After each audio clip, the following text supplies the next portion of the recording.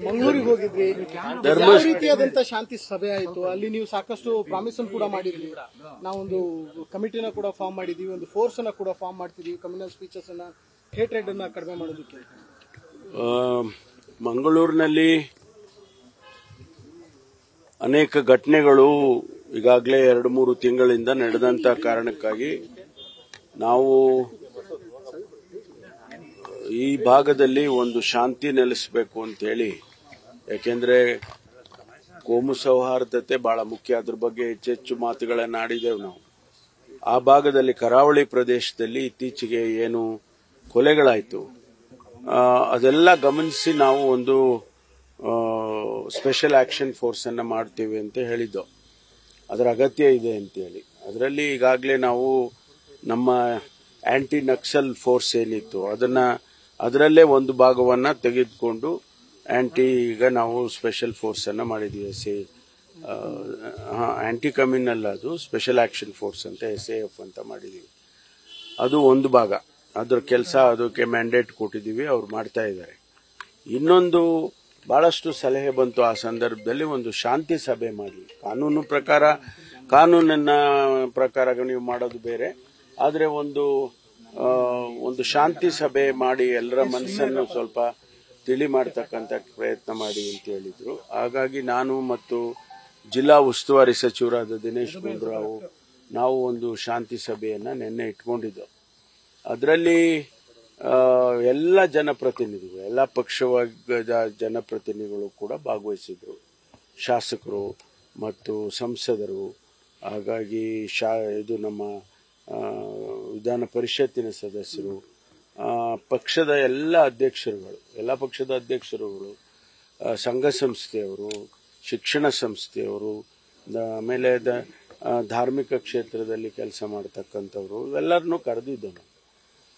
ಎಲ್ಲರೂ ಬಂದಿದ್ರು, ಸುಮಾರು 200ಕ್ಕೂ ಹೆಚ್ಚು ಜನ ಬಂದಿದ್ರು, ಭಾಗವಹಿಸಿದ್ರು. ಒಂದು 40 ಜನ ಮಾತಾಡಿದ್ರು. ನಾವು 4.5 ಗಂಟೆ ಸಭೆ ನಡೆಸಿದೋ. ಎಲ್ಲರ ಸಲಹೆಯನ್ನು ಕೂಡ ನಾವು ತೆಗೆದುಕೊಂಡಿದ್ದೇವೆ. ಬಹಳ ಜನ ಒಳ್ಳೆ ಉತ್ತಮವಾದ ಸಲಹೆಗಳನ್ನು ಕೂಡ ಕೊಟ್ಟಿದ್ದಾರೆ. ಟೀಕೆ ಟಿಪ್ಪಣಿಗಳಿಗಿನ್ನ ಹೆಚ್ಚಾಗಿ ಸಲಹೆ ಸೂಚನೆಗಳು ಬಹಳ ಚೆನ್ನಾಗಿ ಬಂದಿದೆ. ಅದನ್ನೆಲ್ಲ ನಾವು ಈಗ ರೆಕಾರ್ಡ್ ಮಾಡ್ಕೊಂಡಿದ್ದೀವಿ, ಗಮನಿಸಿದ್ದೇವೆ. ಆ ಪ್ರಕಾರ ಏನ್ ಮಾಡಬಹುದು ಅನ್ನೋದನ್ನು ಕೂಡ ನಾವು ಈಗ ಚರ್ಚೆ ಮಾಡ್ತೇವೆ, ಮಾಡಿ ಅದರ ಪ್ರಕಾರ ಕ್ರಮ ತಗೊಳ್ತೀವಿ. ಇದರ ಜೊತೆಯಲ್ಲಿ ಅವರು ಇನ್ನೂ ಒಂದು ಸಲಹೆ ಮಾಡಿದ್ದಾರೆ, ನಾವು ದೊಡ್ಡದಾಗಿ ಒಂದು ಸಭೆ ಮಾಡೋಣ, ಮಳೆಗಾಲ ಮುಗಿದ ಮೇಲೆ ನಾವೆಲ್ಲರೂ ಬರ್ತೇವೆ, ಸ್ವಾಮೀಜಿಗಳು ಬರ್ತೇವೆ, ಎಲ್ಲಾ ಧರ್ಮದ ಗುರುಗಳು ಬರ್ತೇವೆ, ಹಾಗೆ ಅಂತೆಲ್ಲ ಸಲಹೆ ಕೊಟ್ಟಿದ್ದಾರೆ. ಅದು ಒಂದು ಭಾಗ. ಮತ್ತು ಕಾನೂನನ್ನ ಕಟ್ಟುನಿಟ್ಟಾಗಿ ಕಾನೂನನ್ನು ಪಾಲಿಸ್ತಕ್ಕಂಥದ್ದು, ವಿಶೇಷವಾಗಿ ಸೋಷಿಯಲ್ ಮೀಡಿಯಾದಲ್ಲಿ ಏನು ಪೋಸ್ಟಿಂಗ್ಸ್ ಮಾಡ್ತಾ ಇದ್ದಾರೆ ಅದನ್ನ ಬಂದ್ ಮಾಡಬೇಕು, ನೀವು ನಿಲ್ಲಿಸಬೇಕು ಅಂತೇಳಿ ನಾವು ಕರೆ ಕೊಟ್ಟಿದ್ದೇವೆ. ಒಂದು ವೇಳೆ ಅದು ಮುಂದುವರೆದ್ರೆ ಅದ್ರ ಪ್ರಕಾರ ಕಾನೂನಿನ ಪ್ರಕಾರ ಕ್ರಮ ತಗೊಳ್ತೀವಿ ಅಂತೇಳಿ ನಾವು ಈಗಾಗಲೇ ಸುಳ್ಳು ಸುದ್ದಿ ಬಗ್ಗೆ ಕಾನೂನನ್ನು ತರಬೇಕು ಅಂತೇಳಿ ಈಗಾಗಲೇ ಬರುವ ಅಧಿವೇಶನದಲ್ಲಿ ತರಬೇಕು ಅಂತೇಳಿ ಹೊರಟಿದ್ದೇವೆ. ಹಾಗಾಗಿ ಅನೇಕ ಕ್ರಮಗಳನ್ನು ತಗೊಂಡು ಆ ಭಾಗದಲ್ಲಿ ಶಾಂತಿ ನೆಲೆಸಬೇಕು ಅಂತೇಳಿ, ಯಾಕೆಂದ್ರೆ ಮಕ್ಕಳಿಗೆ ವಿದ್ಯಾಭ್ಯಾಸ, ಆಮೇಲೆ ಓದಿರೋರಿಗೆ ಕೆಲಸ ಸಿಗಬೇಕು, ಇನ್ವೆಸ್ಟ್ಮೆಂಟ್ ಬರಬೇಕು. ಆ ಕರಾವಳಿ ಪ್ರದೇಶದ ಒಂದು ವಿಭಿನ್ನವಾದಂತಹ ಕಲೆ ಸಂಸ್ಕೃತಿ ಇದೆ, ಅದೆಲ್ಲ ರಕ್ಷಣೆ ಆಗಬೇಕು. ಈ ರೀತಿ ಅನೇಕ ಉದ್ದೇಶಗಳನ್ನ ಇಟ್ಕೊಂಡು ನಾವು ಕೆಲಸ ಮಾಡಿದ್ದೀವಿ. ನನಗನ್ಸುತ್ತೆ ಒಂದಿಷ್ಟು ಬದಲಾವಣೆಯನ್ನೇ ಈಗಾಗಲೇ ನಾವು ನೋಡಬಹುದು. ಶಾಂತಿ ಕಡೆ ಜನ ಹೋಗ್ತಾ ಇದ್ದಾರೆ ಎನ್ನುವಂಥದ್ದು ಕಾಣಿಸುತ್ತೆ. ಶಾಸಕರು ಹೇಳೋದು ಇದು ಕಮ್ಯುನಲ್ ಸೂಕ್ಷ್ಮವಾಗಿರ್ತಕ್ಕಂಥ ಜಿಲ್ಲೆ ಅಲ್ಲ, ಈ ಘಟನೆಗಳಿಗೆ ಕ್ರೈಮ್ ಕಾರಣ ಆಗ್ತಾ ಇದೆ, ಬೇರೆ ಬೇರೆ ಮಾಫಿಯಾಗಳು ಕಾರಣ ಆಗ್ತಾ ಇದೆ, ಅದನ್ನು ಜಿಲ್ಲೆ ಅಂತ ಕರಿಬೇಡಿ ಅಂತ. ಇಲ್ಲ, ನಾವು ಆ ರೀತಿ ನಾವು ಹೌದು ಅದನ್ನು ಹೇಳಿದ್ರು. ನಾವು ಕೋಮು ಸೂಕ್ಷ್ಮ ಜಿಲ್ಲೆ ಅಂತ ಅನ್ನೋದು ಬೇಡ, ಇದು ಕೆಲವು ಘಟನೆಗಳಿಂದ, ಕೆಲವು ಕ್ರೈಮ್ಗಳಿಂದ, ಈ ರೀತಿ ಅಪರಾಧಗಳಿಂದ ಹಿಂಗೆಲ್ಲ ಆಗ್ತದೆ ಅನ್ನೋದನ್ನೇ ಹೇಳಿದ್ರು. ಅದಕ್ಕೆ ನಾವು ಅದನ್ನು ಗಮನದಲ್ಲಿ ಇಟ್ಕೊಳ್ತೇವೆ. ನಾವು ಈಗ ಉದಾಹರಣೆಗೆ ಡ್ರಗ್ಸ್ ಬಗ್ಗೆ ಮಾತಾಡಿದ್ರು, ನಾವು ಬಹಳ ಕಟ್ಟುನಿಟ್ಟಿನ ಕ್ರಮವನ್ನ ಈಗಾಗಲೇ ತಗೊಳ್ತಾ ಇದ್ದೀವಿ. ಅದನ್ನ ಇನ್ನೂ ಹೆಚ್ಚು ಶಾಲಾ ಕಾಲೇಜುಗಳಲ್ಲಿ ಸಮಿತಿಗಳನ್ನು ಮಾಡೋದು, ಆಂಟಿ ಡ್ರಗ್ ಕಮಿಟಿ ಅಂತೆಲ್ಲ ಮಾಡೋದು, ಇದೆಲ್ಲವನ್ನು ಕೂಡ ನಾವು ಮಾಡೋದು. ಆಮೇಲೆ ಅಲ್ಲಿ ಈ ಮರಳು ಮಾಫಿಯಾ ಅಂತ ಅದನ್ನು ಕೂಡ ಗಮನಕ್ಕೆ ತಂದಿದ್ದಾರೆ. ಈ ಕೆಂಪು ಕಲ್ಲು ತೆಗೆಯೋದು, ಅಲ್ಲಿ ಲ್ಯಾಟ್ರೈಟ್ ಸಾಯಿಲ್ ಇರೋದ್ರಿಂದ ಅದರದೇ ಒಂದು ದೊಡ್ಡ ಮಾಫಿಯಾ ತರ ಆಗಿದೆ ಅಂತ ಇವೆಲ್ಲವನ್ನು ಗಮನಿಸಿದ್ದೇವೆ. ಈಗಾಗಲೇ ಅದೆಲ್ಲ ರೆಗ್ಯುಲೇಟ್ ಮಾಡೋದಕ್ಕೆ ಸಂಬಂಧಪಟ್ಟ ಇಲಾಖೆಗಳಿಗೆ ತಿಳಿಸಿದ್ದೇವೆ. ಜಿಲ್ಲಾಧಿಕಾರಿಗಳು ಅದನ್ನ ಕ್ರಮ ತಗೊಳ್ತಿದ್ದಾರೆ. ಸರ್, ಉತ್ತರ ಭಾರತದ ಮೋಸ್ಟ್ ವಾಂಟೆಡ್ ಗ್ಯಾಂಗ್ಸ್ಟರ್ಗಳು ಕೆನಡಾಗೆ ಹೋಗಿ ಸೆಟ್ಲ್ ಆಗಿದ್ದಾರೆ. ನಮ್ಮ ಬೆಂಗಳೂರಿನಲ್ಲಿ ಇಟ್ಕೊಂಡು ಫೇಕ್ ಡಾಕ್ಯುಮೆಂಟ್ ಕ್ರಿಯೇಟ್ ಮಾಡಿ, ಪಾಸ್ಪೋರ್ಟ್ ಕ್ರಿಯೇಟ್ ಮಾಡಿ, ಹೆಣ್ಣೂರು ಪೊಲೀಸರು ಸರಿಯಾಗಿ ವೆರಿಫಿಕೇಶನ್ ಆಗದಿರೋ ಕಾರಣ ಅವ್ರಿಗೆ ಪಾಸ್ಪೋರ್ಟ್ ಕೂಡ ಸಿಕ್ಕಿದೆ. ಹರಿಯಾಣದವರು FIR ಕೂಡ ಮಾಡಿದ್ದಾರೆ. ತಮ್ಮ ಗಮನಕ್ಕೆ ಇದೆಯಾ ಸರ್? ಇಲ್ಲ, ಅದನ್ನ ನಾನು ಮಾಹಿತಿ ತಗೊಳ್ತೀನಿ. ಕೇಳಿದೆ ಅದ್ರ ಬಗ್ಗೆ, ಅದರ ಹೆಚ್ಚು ಮಾಹಿತಿ ತಗೊಂಡು ಆನಂತರ ಧರ್ಮಸ್ಥಳ ಒಂದು ಧಾರ್ಮಿಕ ಸ್ಥಳ ಬೇರೆ, ಅದ್ರ ಮೇಲೆ ನಡೀತಿರುವಂತಹ ಸ್ಪೆಕ್ಯುಲೇಷನ್ಸ್ಗಳೇನಿದೆ, ಇದಕ್ಕೆ ನಿಮ್ಮ ಕಡೆ ಕ್ಲಾರಿಫಿಕೇಶನ್ ಏನು ಸರ್? ಬಿಕಾಸ್ ಅಲ್ಲಿ ಬಾಡಿಗಳು ಸಿಕ್ಕಿತ್ತು, ಹೂತ್ ಹಾಕ್ಲಾಗಿದೆ, ಬುರ್ಡೆಗಳು ಸಿಕ್ತಿದೆ, ಈ ರೀತಿಯಾದ ಸಾಕಷ್ಟು ಸ್ಪೆಕ್ಯುಲೇಷನ್ಸ್ ಅದೆಲ್ಲ ಈಗ ಪೊಲೀಸ್ನವರು ಗಮನಿಸ್ತಿದ್ದಾರೆ. ಯಾರೋ ಒಬ್ಬ ವ್ಯಕ್ತಿ ಅವನ ಪರವಾಗಿ ಕಂಪ್ಲೇಂಟ್ ಕೊಟ್ಟಿದ್ದಾರೆ ಅಡ್ವೊಕೇಟ್ಸ್, ಅವನು ಕೊಟ್ಟಿಲ್ಲ, ಅವನ ಪರವಾಗಿ ಕೊಟ್ಟಿದ್ದಾರೆ. ಹಾಗಾಗಿ ಈಗ ಅವನು ಮುಂದೆ ಬಂದು ಕಂಪ್ಲೇಂಟ್ ಕೊಡಬೇಕು, ಅವನು ಸ್ಟೇಟ್ಮೆಂಟ್ ಮಾಡಬೇಕು. ಇದೆಲ್ಲ ಪ್ರೊಸೀಜರಲ್. ಯಾಕೆ ನಾಳೆ ಏನಾಗ್ತದೆ, ಇದು ಕಾನೂನಿನ ಇದರಲ್ಲಿ ಟೆಕ್ನಿಕಲ್ ಫೇಲ್ಯೂರ್ ಆಗಬಾರ್ದು, ಟೆಕ್ನಿಕಲ್ ಗ್ರೌಂಡ್ಸ್ ಮೇಲೆ ಕೇಸ್ ಬಿದ್ದೋಗುತ್ತೆ ಅಂತಾರಲ್ಲ, ಹಂಗೆ ಅದೆಲ್ಲ ಆಗಬಾರ್ದು ಅಂತೇಳಿ ಈಗ ನಾವು ಪೊಲೀಸ್ನವರು ಅದನ್ನ ನೋಡ್ತಾ ಇದ್ದಾರೆ. ಅದಾದ್ಮೇಲೆ ನೋಡೋಣ ಏನು ಮಾಹಿತಿ ಸಿಕ್ಕತ್ತೆ. ಆಮೇಲೆ ಇನ್ವೆಸ್ಟಿಗೇಷನ್, ಅವರ ಹೇಳಿಕೆ ಕೊಡಬೇಕಲ್ಲ, ಅವನು ಕಂಪ್ಲೇಂಟ್ ಕೊಡಬೇಕು, ಅವನ ಹೇಳಿಕೆ ಕೊಡಬೇಕು. ಅದು ಏನೋ ಕಾನೂನಿನ ಚೌಕಟ್ಟಿನಲ್ಲಿ ಅದೆಲ್ಲ ನಡಿಬೇಕು.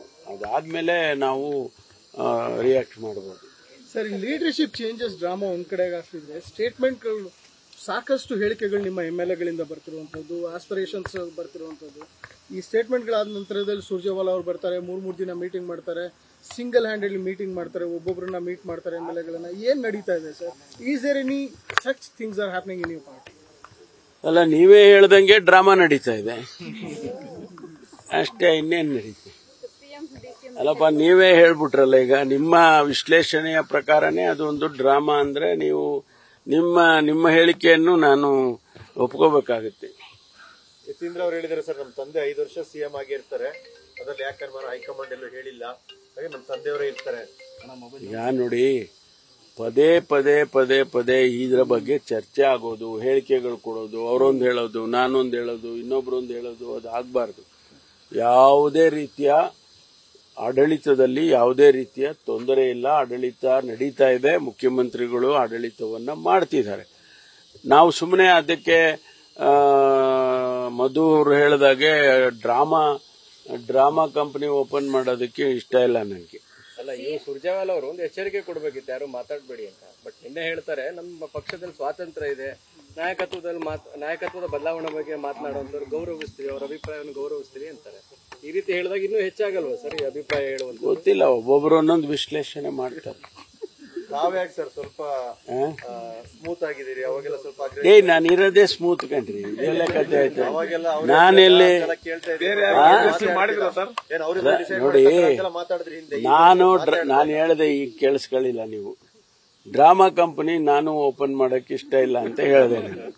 ಅದರಿಂದ ಬಿಟ್ಬಿಡೋಣ ಅದನ್ನು. ಆ ಸಂದರ್ಭಗಳು ನಮ್ಮ ಹೈಕಮಾಂಡ್ನವರು, ನಿಮ್ಗೆ ನನಗಿರುವ ರಾಜಕೀಯ ಅನುಭವದಲ್ಲಿ ಹೈಕಮಾಂಡ್ನವರು ಎಲ್ಲವನ್ನೂ ಗಮನಿಸ್ತಾರೆ.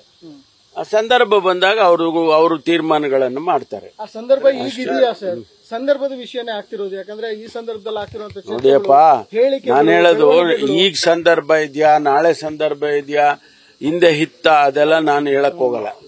ಅವರಿಗೆ ಗೊತ್ತಿದೆ ಸಂದರ್ಭ ಏನು, ಯಾವ ಸಂದರ್ಭದಲ್ಲಿ ಅವರು ಏನ್ ಮಾಡಬೇಕು ಅನ್ನೋದನ್ನ ಮಾಡ್ತಾರೆ. ನೀವು ಹೈಕಮಾಂಡ್ ಎಲ್ಲ ಕಾಶನ್ ಮಾಡಿದ್ಮೇಲೆ ಸ್ಟೇಟ್ಮೆಂಟ್ಸ್ ಬರ್ತಿರೋದು ಸರ್, ಎಷ್ಟು ಸಮಂಜಸ? ನಾನು ನಮ್ಮ ಅಧ್ಯಕ್ಷರು, ಪಕ್ಷದ ಅದೆಲ್ಲ ನಿಯಂತ್ರಣ ಮಾಡಕ್ಕೆ ನಮ್ಮ ಪಕ್ಷದ ಅಧ್ಯಕ್ಷರಿದ್ದಾರೆ, ಅವ್ರು ಮಾಡ್ತಾರೆ. ಸುಬ್ಬಾರೆಡ್ಡಿ ಅವರ ಮೇಲೆ ಇಡಿ ರೈಡ್ ಆಗಿದೆ ಸರ್, ಶಾಸಕ ಸುಬ್ಬಾರೆಡ್ಡಿ ಅವರ. ಗೊತ್ತಿಲ್ಲ ಒಂದು 5 ಕಡೆ ಗೊತ್ತಿಲ್ಲ. ಈ ಸರ್ಕಾರದಲ್ಲಿ ದಲಿತ ಅಧಿಕಾರಿಗಳಿಗೆ ಕಡೆಗಣನೆ ಆಗ್ತಾ ಇದೆ, ಆಯಕಟ್ಟ ಹುದ್ದೆಗಳು ಸಿಗ್ತಾ ಇಲ್ಲ ಅನ್ನುವಂತ ಬೇಸರ ವ್ಯಕ್ತವಾಗಿದೆ. ಇತ್ತೀಚೆಗೆ ಬೆಂಗಳೂರು ವಿಶ್ವವಿದ್ಯಾಲಯದ ಪ್ರೊಫೆಸರ್ಗಳು ಕೂಡ ಪತ್ರ ಬರೆದಿದ್ರು, ಬ್ಯಾಕ್ಲಾಗ್ ಹುದ್ದೆಗಳಿದ್ರು ಕೂಡ ಬೇರೆ ಯೂನಿವರ್ಸಿಟಿಯಿಂದ ತಂದು ದಲಿತರಿಗೆ ಅನ್ಯಾಯ ಮಾಡ್ತಾ ಇದ್ದಾರೆ. ನಮ್ಮ ಗಮನಕ್ಕೆ ಇಲ್ಲ, ನನ್ನ ಹತ್ರ ಯಾವುದು ರೆಪ್ರೆಸೆಂಟೇಷನ್ ಆಗಲಿ ಅಥವಾ ಯಾರಾದರೂ ಬಂದು ನನ್ನ ಹತ್ರ ಮಾತಾಡೋದಾಗ್ಲಿ ಆಗಿಲ್ಲ. ಅಂಥದ್ದೇನಾದರೂ ಇದ್ರೆ ಕಾನೂನು ಚೌಕಟ್ಟಿನಲ್ಲಿ, ಮೀಸಲಾತಿ ಚೌಕಟ್ಟಿನಲ್ಲಿ ಏನು ಮಾಡಬೇಕೋ ಅದನ್ನು ಸರ್ಕಾರದಲ್ಲಿ ಮಾಡೋದಕ್ಕೆ ನಾನು ಕೂಡ ಒತ್ತಾಯ ಮಾಡ್ತೀನಿ. ಈಗ ನಾವು ಒಳ ಮೀಸಲಾತಿ ಉದ್ದೇಶದಿಂದ ಈಗ ರಿಕ್ರೂಟ್ಮೆಂಟ್ ಅನ್ನ ನಿಲ್ಲಿಸಿದ್ದಾರೆ. ಆ ಒಳ ಮೀಸಲಾತಿ ಸಮಸ್ಯೆ ಬಗೆಹರಿದ ತಕ್ಷಣ ರಿಕ್ರೂಟ್ಮೆಂಟ್ ಪ್ರಾರಂಭ ಆಗುತ್ತೆ. ಆ ಸಂದರ್ಭದಲ್ಲಿ ಆ ಒಳ ಮೀಸಲಾತಿಯ ಚೌಕಟ್ಟಲ್ಲಿ ಏನು ಯಾರ್ಯಾರಿಗೆ ಎಷ್ಟೆಷ್ಟು ಅಂತ ಏನು ನಿರ್ಧಾರ ಆಗುತ್ತೆ ಅದರ ಪ್ರಕಾರ ಮಾಡ್ತಾರೆ. ಈಗ 18% ಈಗ ನಮ್ಮ ಪಾಪ್ಯುಲೇಷನ್ SC ST ಎರಡೂ ಸೇರಿ 24% ಇದೆ, 24.1. ಅದರ ಪ್ರಕಾರನೇ ರಿಸರ್ವೇಷನ್ ಡಿಸ್ಟ್ರಿಬ್ಯೂಷನ್ ಆಗಬೇಕಾಗುತ್ತೆ.